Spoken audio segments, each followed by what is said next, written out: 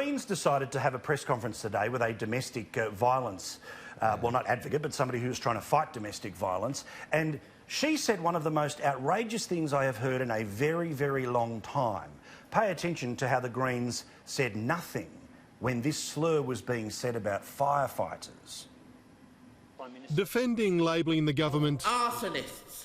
Now's not the time to go quiet. Now's the time to take action. The action taken by Greens Senator Larissa Waters is to call another news conference, at which women's rights activist Cheryl Moody claims returning firefighters are more likely to beat their partners. After a cataclysmic event like this, domestic violence peaks. The head of the Red Heart campaign against domestic violence says her claims are backed by academic research conducted after Victoria's Black Saturday fires. Women become extremely unsafe when generally the men return home from the fires and subject them to domestic violence. But the researcher, Dr Deb Parkinson, told 7 News today that although she did find an increase in family violence in fire-affected communities, we never narrowed it down to make any particular findings about firefighters. When 7 News pointed this out to Senator Waters, she said, "We note the research that violence increases during times of disasters." But texting 7 News from the Senate chamber, Larissa Waters says, "We absolutely distance ourselves from the statement made by Cheryl Moody that it is firefighters doing it. She does not speak for us." Seriously, Senator, I mean, these people are shameless. Now, Larissa Waters has backfilled and has tried to walk away even further from this today. She didn't say it, but she was more than willing to put this person in front of the cameras today. What a disgraceful thing to say about people that are fighting fires when the evidence does not back it up at all.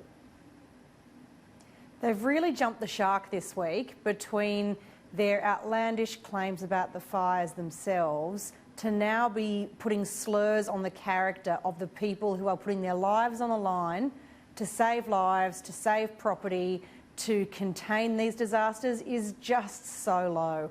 I mean, they've got to be seen for the farce that they are, the Australian Greens, and this is yet another illumination of how much they've lost the plot.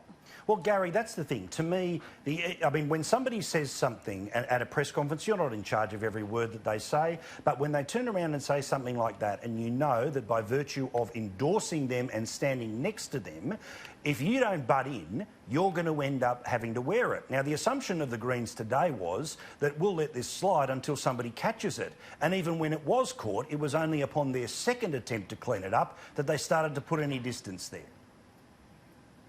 Oh, look, Paul, you've got to take responsibility for it. If you're standing next to them, you own it. You're into it. You've got to be responsive, and it takes leadership. Larissa Waters just squeaked back at the last federal election in Queensland after leaving the parliament and coming back. Look, she's obviously a deer in the headlights, has no idea, but the whole idea that this kind of woke movement is now saying that climate change is to blame for domestic violence. That's the kind of space this woman took us into today.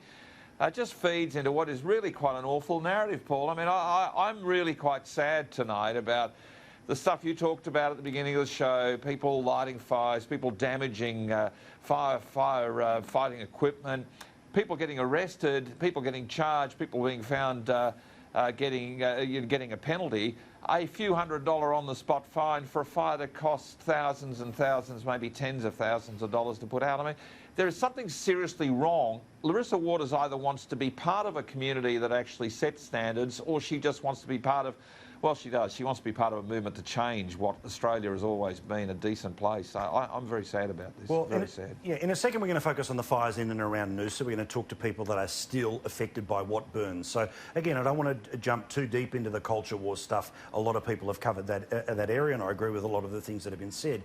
But, Stephen, this was outrageous today, and the fingers crossed approach from the Greens that let's hope no one noticed tells us a lot about any claim they're willing to do as a way of trying to pull apart anything that is a previous sign of an organisation that previous generations or current generations see any worth in that isn't something that they control directly.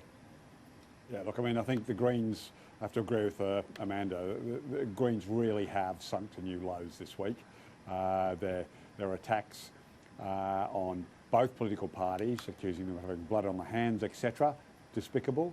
This is another new low to stand there and say nothing. I mean, I hadn't seen that until then. I particularly watched Larissa's face, and you would have thought it could have registered, like, oh my God, what did she just say? Just disconnected. Did not blink an eye. And any attempts to clean it up after that should be seen for what they are. But most importantly, this is a serious issue. And for that spokesperson to make that unsubstantiated comment, not like a factually false claim, she should be made to apologise publicly. If she won't, she should be stood down by the committee, the organisation that allowed her to go out and make this statement.